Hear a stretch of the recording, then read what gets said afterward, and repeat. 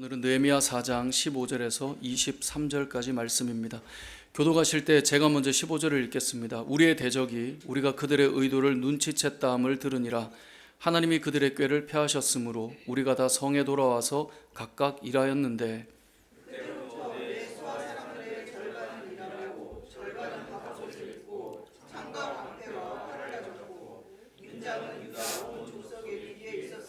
성을 건축하는 자와 짐을 나르는 자는 다 각각 한 손으로 일을 하며 한 손에는 병기를 잡았는데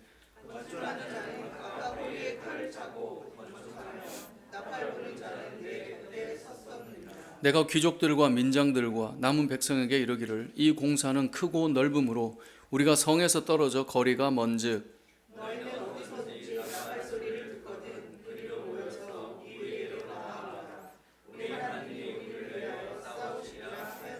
우리가 이같이 공사하는데 무리의 절반은 동틀 때부터 별이 나기까지 창을 잡았으며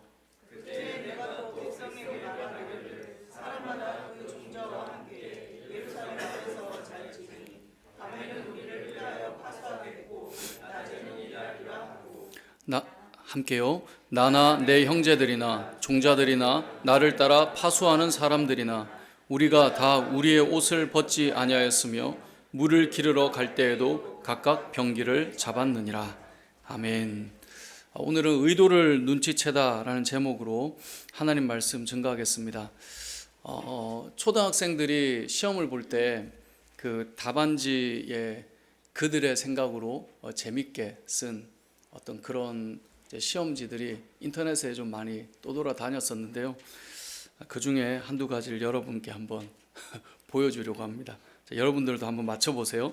자, 질문 이것입니다. 술에 취해 거리에서 큰 소리를 지르거나 노래를 부르는 것을 사자성어로 무엇이라고 하는가? 뭐죠? 네, 고성방가. 근데 답을 어떻게 적었냐면 아빠인가? 여러분, 아이가 이렇게 적으면 곤란합니다. 아빠인가? 네. 또 이런 것도 있더라고요. 자, 북극에 사는 동물을 6마리 써보세요. 자, 북극에 사는 동물을 6마리 쓰는 건데 답을 어떻게 썼냐면 이렇게 썼더라고요. 북극곰 3마리, 물개 3마리. 6마리를 채워넣은 거예요. 네. 자, 여러분 이렇게 하면 맞다고 해줄 건가요? 해주고 싶어요. 네. 그러고 안 할 거잖아요. 그죠? 해주고 싶지만 땡. 뭐 이렇게. 네. 이 아이들이 이제 이렇게 답을 쓸 때 우리가 재밌게 보고 맞다고 해줄 수도 있지만 사실 이제 맞다고 하진 않죠. 왜냐하면 이 출제하신 선생님의 질문의 의도와 또 답하는 아이들의 그 답이 다르기 때문에 그렇습니다. 우리가 흔히 그런 말 많이 하잖아요. 우리가 상대방과 대화할 때 상대방의 의도가 뭔지, 또 시험을 볼 때는 출제자의 의도가 무엇인지, 뭐 면접을 보러 가면 면접관의 의도는 무엇인지, 뭐 이런 것들을 알아야 우리가 그 시간, 그 상황, 또 그 대화를 잘 해나갈 수 있다라고 생각을 합니다. 항상 의도가 무엇인지를 아는 것이 너무나 중요합니다. 그래서 사람을 대할 때나 어떤 상황을 풀어갈 때 그 의도 안에 담겨 있는 뜻을 발견하는 것이 사실은 너무나 중요합니다. 우리가 새벽마다 마태복음 말씀을 보고 있는데요. 마태복음을 보다 보면 예수님께 나와서 질문하는 여러 사람들이 있습니다. 뭐 대제사장, 또 바리새인, 서기관, 율법사, 사두개인들 나와서 다 질문을 해요. 근데 그들이 질문하는 이유는 그들이 몰라서 궁금해서 알고 싶어서가 아니라 어떻게 하면 예수님을 시험에 빠지게 할까? 어떻게 하면 올무에 걸려들게 할까? 그 의도를 가지고 질문을 했어요. 그렇기 때문에 이 예수님께 하는 질문에 예수님의 대답은 질문에 그냥 정확한 표현적인 질문에 답을 하는 것이 아니라 그들의 중심에 가진 의도에 늘 답을 해주셨어요. 그러다 보니까 제자들은 옆에서 그 질문의 답을 들으면서 왜 저렇게 답을 하실까? 제자들은 잘 이해를 못했던 경우가 많아요. 그래서 나중에 다시 제자들은 예수님께 물어봅니다. 의아해하며 물어봅니다. 하지만 질문했던 바리새인들이나 사두개인들은 다 돌아가며 놀라워했다라고 기록하고 있습니다. 왜냐하면 그들의 중심을 꿰뚫고 있었기 때문에 그렇습니다. 왜 이런 일이 일어날 수 있느냐? 예수님께서 그들이 질문하지만 그 질문의 의도를 분명하게 알았기 때문에 그렇다라는 것입니다. 살아가면서 의도를 아는 것은 너무나 중요합니다. 오늘 본문도 그 말씀을 우리에게 알려주고 있는 것입니다. 그럼 15절을 다시 한번 읽어보도록 하겠습니다. 시작. 우리의 대적이 우리가 그들의 의도를 눈치챘다함을 들으니라. 하나님이 그들의 꾀를 패하셨으므로 우리가 다 성에 돌아와서 각각 일하였는데. 자, 우리의 대적이 우리가 그들의 뭐를 눈치챘다함을 들었어요? 네, 의도를 눈치챘다는 것을 알게 돼요. 여러분, 그들의 의도가 무엇일까요? 이 4장 1절에 보면 예루살렘 성벽을 재건한다라고 할 때 산발랏과 도비아와 사마리아 군대가, 사마리아 사람들이 등장해서 그들을 막 비웃어요. 그리고 업신여기고 조롱해요. 얼마나 화가 났으면 느헤미야가 하나님 앞에 기도하면서 하나님, 저들이 욕하는데 저들이 그대로 되게 해주십시오. 막 기도를 엄청 세게 해요. 그만큼 속상하고 서운하고 불편한 마음이었어요. 자, 그런데 이렇게 했던 의도가 뭘까요? 너 느헤미야 기분 좀 나빠라. 너 마음 좀 불편해라. 너 자존심을 내가 한번 좀 꺾어주마. 뭐 이러한 의도를 가졌을까요? 물론 그러한 마음을 가지도록 하는 것이 그 안에 담겨 있지만 그 깊은 의도는 무엇일까요? 그렇게 불편한 마음과 분통 터지고 억울하고 자존심 상하게 해서 결국 이들이 가지고 있던 의도는 무엇이냐면 성벽을 재건하는 일을 멈추게 하는 것이 그들의 의도였습니다. 그들이 단순히 마음을 긁어놓는 것이 의도가 아니라 그것을 통해서 성벽을 재건하는 일이 계속 멈춰졌거든요. 왜 멈춰졌을까요? 그들이 불편하게 만들어 왔던 거예요. 때로는 힘으로 압박했던 거예요. 그러다 보니까 하던 일이 자꾸 멈춰졌어요. 오늘 이 본문에 등장하는 산발랏과 도비아와 수많은 이방 사람들은 이들을 불편하게 하고 업신여기고 조롱했던 그 이유가 뭔지, 그 의도가 뭔지 우리는 말씀을 통해서 알 수 있는데요. 결국은 하나님의 나라가 세워지고 하나님께서 원하시는 공동체가 다시 일어나고 그 땅이 부흥하는 것을 이들이 막으려고 하는 의도로 그들을 조롱하기도 하고 그들의 마음을 긁어놓기도 하고 때로는 군사들이 몰려와서 너희 가만히 안 둔다 겁을 주기도 하고 그렇게 했다라는 것입니다. 이스라엘 백성은 그냥 단순히 기분 나쁘게 하겠다라는 게 의도가 아니라 그것을 통하여서 하나님의 나라가 회복되고 성벽이 재건되는 일을 막아놓겠다라고 하는 것이 그들의 의도였다라는 거예요. 바로 이 의도를 이들이 눈치챘다라고 성경은 말씀하고 있습니다. 여러분, 악한 세력의 의도가 있습니다. 우리가 늘 말씀드리지만 우리의 싸움은 혈과 육이 아닙니다. 결국 들여다보면 우리가 하나님 앞에 잘 서지 못하도록 악한 세력들이 있습니다. 우리의 영혼을 건드리는 세력들이 있습니다. 그 이유는 뭘까요? 단순히 우리의 삶에 불편한 마음을 좀 불러일으킨다, 이 이야기가 아니에요. 그 중심 깊은 의도는 우리가 믿음으로 살아가는 길을 방해하고 하나님의 나라를 세워가며 하나님이 기뻐하시는 거룩한 공동체를 세워가는 것을 방해하려는 것이 그들의 의도라는 것입니다. 그것을 오늘 본문이 우리에게 알려주고 있는 것입니다. 특별히 우리가 살면서, 특별히 교회 생활을 하면서 아니면 사회생활을 하면서 본질적인 일이 아닌데 우리의 마음이 불편해질 때가 있어요. 그것 때문에 정말 해야 될 일을 그냥 내려놔 버리는 경우들이 있습니다. 아, 그래, 안 하고 말지 내가. 자, 이럴 것 같으면 내가 뭐하러 이렇게 뭐 직장을 다니거나 어떤 모임 안에 있거나 아니면 교회에서 주를 위해 헌신하거나 할 때 그런 일이 찾아오면 비본질로 다투다가 깨지고 상한 마음으로 우리가 가야 될 길이 멈춰진 일들이 의외로 많이 생긴다는 겁니다. 예전에도 한번 예를 들어 말씀드렸지만 이민교회에 있었던 일인데요. 한 권사님이 교회에 강단에 놓을 이 그랜드 피아노를 헌물을 했습니다. 교회에 좋은 피아노가 한 대 있으면 좋겠다는 마음에 헌물을 했는데요. 그 피아노를 이제 우리 교회는 작으니까 강단 위에 놓냐 밑에 놓냐 고민할 게 없이 못 놓습니다. 우리는 좁아가지고. 근데 이제 큰 교회들은 이제 그런 좋은 악기들을 놓을 수 있는 넓은 앞에 이제 공간이 있잖아요. 근데 강단 위에 놓자라는 분들이 계시고, 그래도 강단 위에 있으면 뭐 연주회를 하건 뭘 할 때 뭔가 좀 조화가 되지 않겠느냐라고 하는 분들이 계셨고, 또 어떤 분들은 그래도 어떻게 피아노를 강단 위에 놓냐, 너무 돋보이는 건 좋지 않다, 밑으로 놓자, 그렇게 의견이 좀 분분했습니다. 근데 뭐 그렇게 해서 결정이 되면 좋은데 의견이 대립되다 보면 이제 이 자기의 감정이 상할 때가 있잖아요. 그래서 당회에서 이걸로 엄청나게 하다가 교회가 크게 싸움이 번져서 교회가 반으로 나눠져 버렸다는 거예요. 올리자는 파와 내리자는 파. 그게 실제 일이래요. 그래서 교회가 나눠져서 그러면 너네랑 못하겠다 이렇게 나눠졌는데 피아노가 어디로 갔는지 모르겠습니다. 근데 아무튼 시간이 흘러서 이제 두 장로님이 길에서 만난 거예요. 그래도 이제 장로님 정도 되면 성숙하신 분들이잖아요. 그때 너무나 우리가 참 잘 못한 것 같다고, 미안했다고 서로 이제 사과를 하고 얘기를 나누는데, 근데 한 장로님 말하는 거죠. 근데 그때 내가 올리자고 했던가 자네가 올리자고 했던가 그렇게 말했다는 거예요. 기억이 안 나요. 그러니까 사실 중요한 게 아닌데 거기에 이제 감정이 몰입되다 보면 그것 때문에 일은 번졌는데 문제는 커졌는데 해결은 안 되고 더 악화되고 그런 일들이 우리에게 나타난다는 거죠. 사실 본질이 아닌 것에 우리가 목숨을 거는 것은 지혜는 아닙니다. 예를 들어서 우리 교회에도 보면 이제 꽃꽂이를 우리 집사님께서 늘 이쁘게 해주시는데 어떤 분은 꽃꽂이 높이는 이 강대상 선에 맞춰 이런 분도 계실 수 있고, 목사님 키를 넘어서면 안 돼 이럴 수도 있고, 어디 선 여러분 그건 중요한 게 아닙니다.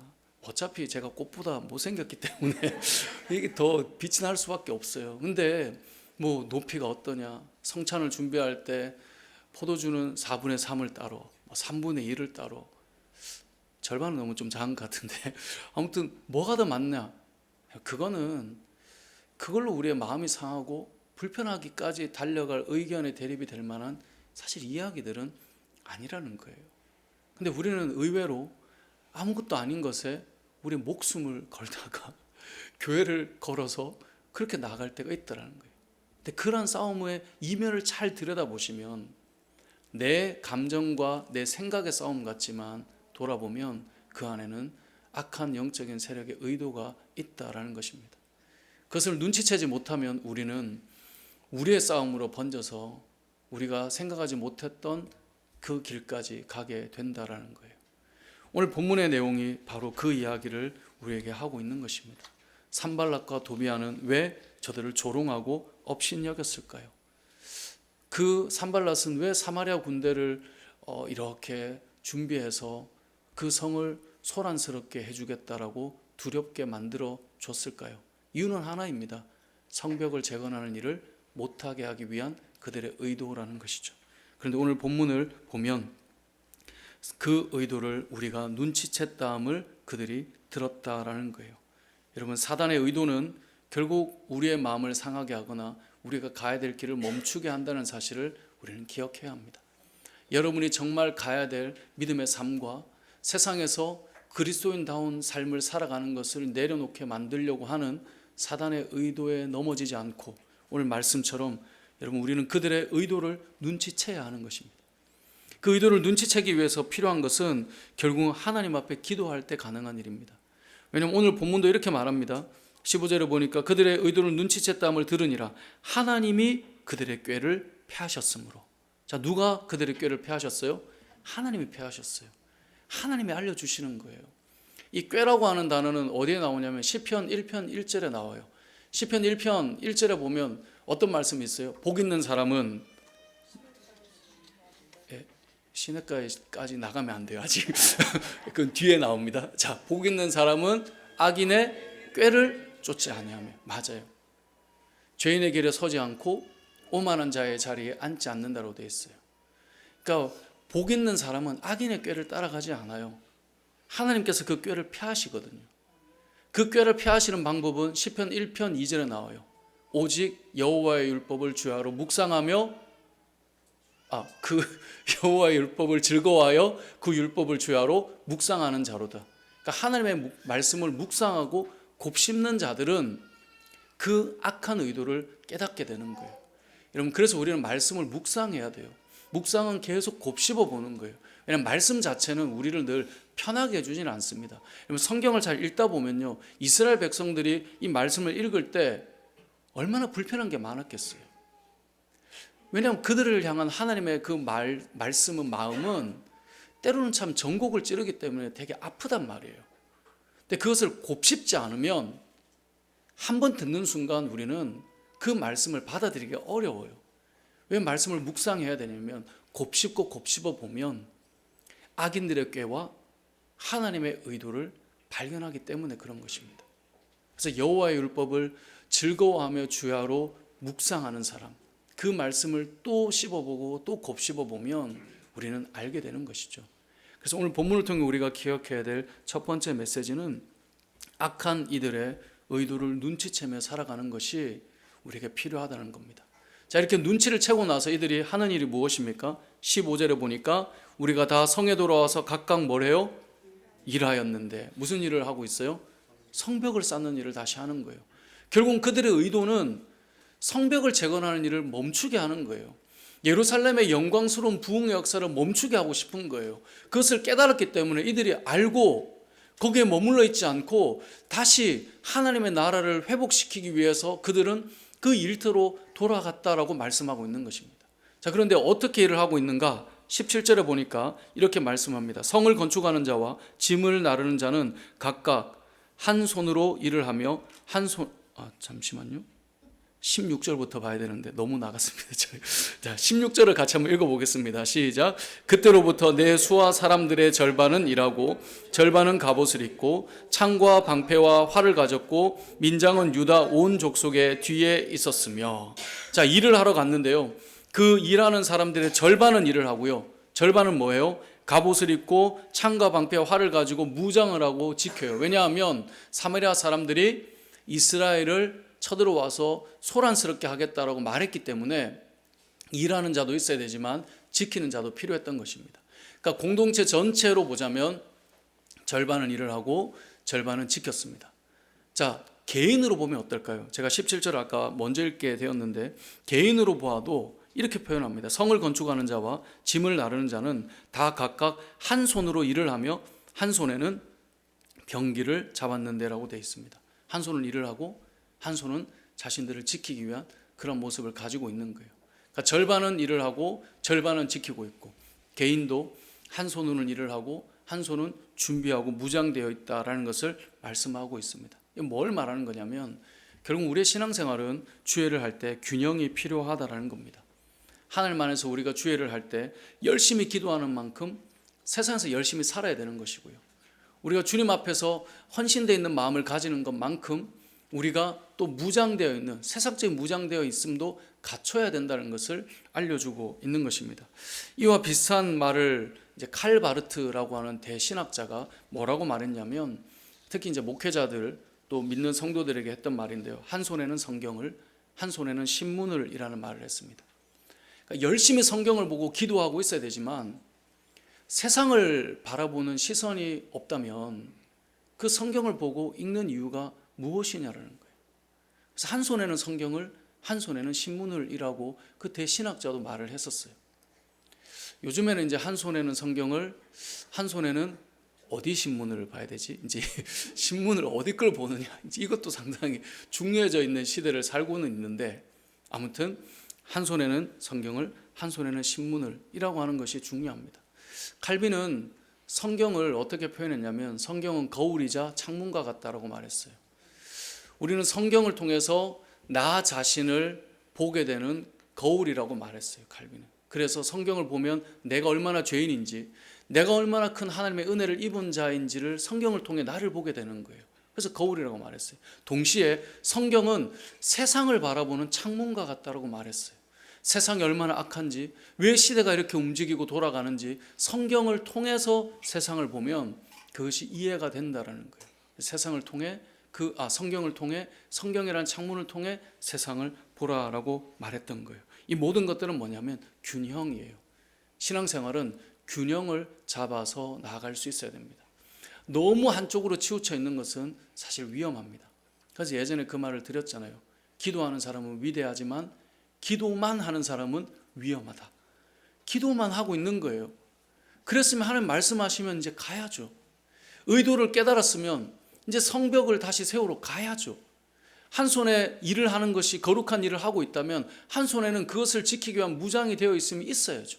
그럼 균형이 우리의 신앙생활에 필요하다는 사실을 우리는 오늘 본문을 통해 알 수 있는 것입니다. 오늘 본문을 통해 우리가 알 수 있는 또 한 가지는 20절에 나오는 말씀인데요. 20절을 같이 한번 읽어보겠습니다. 시작. 너희는 어디서든지 나팔 소리를 듣거든 그리로 모여서 우리에게로 나아오라. 우리 하나님이 우리를 위하여 싸우시리라 하였느니라. 아멘. 성벽을 재건하는데 이 성벽 자체가 워낙 커요. 그렇기 때문에 흩어져서 각자의 영역을 맡아서 이제 성벽을 재건한다라고 우리 3장을 통해 봤잖아요. 그런데 만약에 어느 한쪽으로 사마리아 사람들이 쳐들어왔다고 해봅시다. 그러면 흩어져 있기 때문에 성벽 재건을 위해서 그 약한 부분에 적이 쳐들어오면 어떻게 될까요? 신호를 주겠죠. 그래서 나팔 소리가 들리거든 이 말을 하는 거예요. 19절부터 보면 이렇게 되어 있습니다. 이 공사는 크고 넓음으로 우리가 성에서 떨어져 거리가 먼즉 너희는 어디서든지 나팔 소리가 들리거든 나팔 소리를 듣거든 그리로 모여서 우리에게로 나아오라. 다 나오라는 거예요. 왜요? 그리로 와야 그 적을 물리칠 수 있기 때문에 그렇습니다. 그러니까 나팔 소리를 들으면 그곳으로 모여들었던 사람들이 하나님의 백성들이에요. 하나님의 신호가 들리면 그곳으로 다 나아가야 되는 거예요. 왜냐하면 그래야 그곳을 지킬 수 있다라고 말씀하고 있는 것입니다. 그렇게 가보면 하나님이 우리를 위해서 싸우는 것을 또한 보게 될 것이라고 말씀해요. 우리가 병기를 들고 나아갔지만 그 싸움의 주체가 되시는 분은 하나님이시다라고 하는 것을 20절에서 말씀하고 있는 것입니다. 결국 신앙생활을 잘 보면 하나님이 부르시는 나팔 소리를 향해 나아가서 모이는 것이 이 성도들의 삶의 모습입니다. 하나님께서 나팔을 불면 그곳으로 나아갈 수 있어야 해요. 저는 신앙생활은 형식주의에 빠지거나 율법주의에 빠지거나 그래서 외식하는 모습으로 가는 것은 바람직하지 않다고 봅니다. 성도들은 신앙생활 가운데 자유함 속에 하나님을 믿고 바라보고 나아가는 것이 더 건강하다고 생각합니다. 하지만 믿는 자들에게 하나님의 나팔 소리가 들릴 때는 자유로워 보였지만 그곳으로 모이기 시작하는 것, 그것이 성도들의 삶의 모습입니다. 분명히 흩어져 있는 것 같고 각자의 일을 하고 있는 것 같았지만 나팔 소리가 들리면 그곳으로 모여들기 시작하는 겁니다. 싸울 준비를 해서 그 앞으로 나아가기 시작하는 것입니다. 그게 성도들의 삶인 것입니다. 하나님께서 우리에게 기도해야 된다는 나팔의 소리를 들려주면 성도들이 모이기 시작하는 것입니다. 그래서 뜨겁게 기도하는 거예요. 하나님께서 복음을 전하는 그 마음을 우리에게 부어 넣어주시며 나팔을 불면 우리는 그 가운데 그 전도의 열정을 가지고 모여들기 시작하는 거예요. 그리고 주의 일을 하는 것입니다. 성도들은 나팔 신호에 맞춰서 움직이는 거예요. 결국 성도들은 마지막 때에 주님이 재림하셔서 우리에게 나팔 소리를 들려줄 때 믿음의 사람들이 다 부활하고 승천한다고 말씀하셔요. 이스라엘 백성들은 나팔절이 상당히 중요한 절기입니다. 하늘을 시작하며 그들을 인도하실 하나님 앞에 모든 백성들이 그 신호를 듣고 살겠다는 고백이 그 안에 담겨 있습니다. 우리는 하나님의 음성을 들을 때 모든 백성들은, 모든 성도들은 주의 뜻이 들려질 때 그것으로 모여들기 시작하는 것, 그게 성도의 삶이에요. 자유분방한 것 같고 각자의 믿음의 삶의 영역에 헌신의 자리가 있는 것 같고 각자의 성벽의 영역이 있는 것 같지만 나팔의 소리가 부 하고 들리면 그것으로 가기 시작하는 거예요. 그게 우리의 마음이어야 한다라는 것입니다.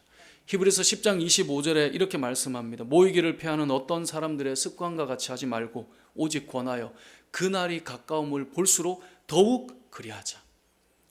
주님이 가까워 오실 그날을 바라볼 때마다 더욱 그리하자. 더욱 그리한다는 건 뭘까요? 모이기를 피하는 사람들의 습관처럼 하지 말고 하나님의 뜻이 들려질 때 더욱 모이기에 힘쓰자. 이 말을 하고 있는 것입니다. 믿는 자들은 흩어져서 각자의 영역에서 사명을 다해 살아가는 자들처럼 보입니다. 저와 여러분들은 오늘 예배를 드리지만 월요일부터 각자의 삶의 현장에서 여러분의 생업과 또 여러분이 세상에서 부여받은 사명을 따라 살아가는 자들입니다. 하지만 하나님이 우리를 부르시는 그 소리가 들릴 때 우리는 주님 앞에 나오는 거예요. 어찌 보면 이 주일은 그것을 연습하는 시간이라고 생각합니다. 우리를 부르시는 그 시간에 맞춰 우리가 주님 앞에 나아가 모이는 거예요. 수많은 믿음의 사람들이 모여서 예배 드리는 거예요. 우리가 흔히 이슬람 사람들을 보면 라마단 기간이 있잖아요. 또 그들이 시간을 보니까 기도하는 시간이 있더라고요. 저도 이제 이슬람 문화를 뭐 완전히 이해한 사람은 아니지만 이슬람권의 어떤 영화들을 보면 어떤 그 시간이 되면 모든 이들이 이렇게 엎드려서 기도하는 시간이 있더라고요. 뭐 예를 들면 우리나라도 저도 이제 어릴 때 이렇게 길을 가다가 그 국기에 대해서 경례하는 그 시간이 있었잖아요. 시간이 몇 시간, 5시인지 6시인지 잘 기억은 안 나는데 어린 시절에 생각해 보면 길을 가다가도 다 멈춰요. 그리고 국기를 향해서 뭐 저 같은 경우는 초등학교에 항상 태극기가 있으니 그쪽을 향해서 바라보고 그러한 시간들을 가졌던 것처럼 라마단 기간이 되면 이스라엘 사람들 다 엎드린단 말이에요. 믿음의 사람들을 잘 보십시오. 세상을 열심히 살아가고 사명을 다해 정말 그곳에서 열심히 움직이지만 하나님께서 부르시는 날이 되면, 주의 날이 되면 다 모이기 시작하는 것입니다. 그렇게 모여서 무엇을 합니까? 하나님을 고백하고 인정하며 하나님 앞에서 우리가 모이는 자들임을 보여주는 것입니다. 결국은 신앙생활은 자유롭게 살아가는 것 같지만 나팔 소리가 들리면 그 신호에 맞춰 움직인다라는 것이 그리스도인들의 삶입니다. 저와 여러분들은 하나님이 말씀하시면 그곳에 움직이고 달려가는 그런 영적 전쟁을 하는 믿음의 사람들이 되었으면 좋겠습니다. 오늘 본문에서 마지막으로 기억할 것은 그러한 영적 전쟁과 성벽을 세우는 일을 하기까지 이들이 어떤 자세였는가. 23절 마지막 절을 같이 한번 읽어보겠습니다. 시작. 나나 내 형제들이나 종자들이나 나를 따라 파수하는 사람들이나 우리가 다 우리의 옷을 벗지 아니하였으며 물을 기르러 갈 때에도 각각 병기를 잡았느니라. 아멘. 나나 내 형제들이나 종자들이나 나를 따라 파수하는 사람들이나 모든 사람들을 말해요. 우리가 다 우리의 옷을 벗지 않았다라고 말해요. 이들은 무장되고 준비되어 있는 옷을 성벽 재건을 마무리할 때까지 그 옷을 벗지 않았어요. 사명을 완수할 때까지 그 옷을 입고 있었고 물을 기르러 잠시 가는 그때에도 병기를 잡고 움직였다라고 말해요. 이 말은 영적으로 무장되어 있음을 해제하지 않고 늘 깨어 있었음을 말씀하고 있습니다. 에베소서 말씀을 보면 믿음의 사람들은 하나님의 전신갑주를 입은 자라고 말씀합니다. 전신갑주를 우리는 언제까지 입을까요? 주님께서 우리를 부르시는 그때까지, 주님이 다시 오시는 그날까지, 우리의 인생의 이 수가 다하여서 하나님 앞에 서는 그날까지 우리는 이 하나님의 전신갑주를 입고 살아가는 자들이 되어야 한다는 거예요. 그것을 오늘 본문 23절은 이렇게 말하는 거예요. 우리의 옷을 벗지 않았다. 우리는 이 일을 감당하기까지 이 옷을 벗지 않고 주를 위해 살았다라고 고백하는 것입니다. 이 땅을 살아가는 믿음의 성도들의 삶은 하나님 앞에서 영적으로 무장되어서 이것을 벗지 않고 늘 깨어 있으며 하나님의 은혜를 공급받고 그 힘으로 영적 전쟁을 하며 살아가는 자들이 되어야 한다는 것을 여러분이 기억하셨으면 좋겠습니다. 말씀을 맺겠습니다. 이 땅을 살아가는 저와 여러분들은 단순히 눈에 보이는 육체의 어떤 삶이 아니라 우리를 무너뜨리려고 하는 영적인 악한 의도들도 우리 안에 있다는 사실을 기억해야 합니다. 내 마음의 문제 같고 내 생각의 문제 같고 내 감정의 문제 같고 내 환경과 상황의 문제 같지만 그것을 통하여서 멈춰버리게 만들 이 악한 자들의 의도를 깨닫는 것이 신앙의 삶을 살아가는데 너무나 중요합니다. 여러분, 우리에게 어려움이 찾아온다면 반드시 오늘 본문에 나오는 우리가 그들의 의도를 눈치챘다 함을 들으니라, 이것을 꼭 기억하셨으면 좋겠습니다. 이것이 되기 위해서 우리는 그들의 꾀를 패하시고 우리를 인도하시는 하나님의 말씀 앞에 날마다 서면 가능합니다. 주님의 말씀을 듣고 그 말씀을 곱씹다 보면 당장은 우리의 마음이 어떨지 몰라도 우리를 다듬으시고 세우시는 하나님을 경험하게 될 텐데, 그러한 삶과 함께 하나님이 우리에게 나팔의 신호를 들려줄 때 우리는 기도하는 자리, 은혜의 자리, 영혼을 살리는 자리, 그곳으로 한 명 한 명 모여들기 시작하며 그곳을 지키는 영적인 은혜가 저와 여러분의 삶과 우리 교회 공동체와 또 우리의 삶의 모든 영역에 펼쳐지시길 주님의 이름으로 축복합니다. 아멘.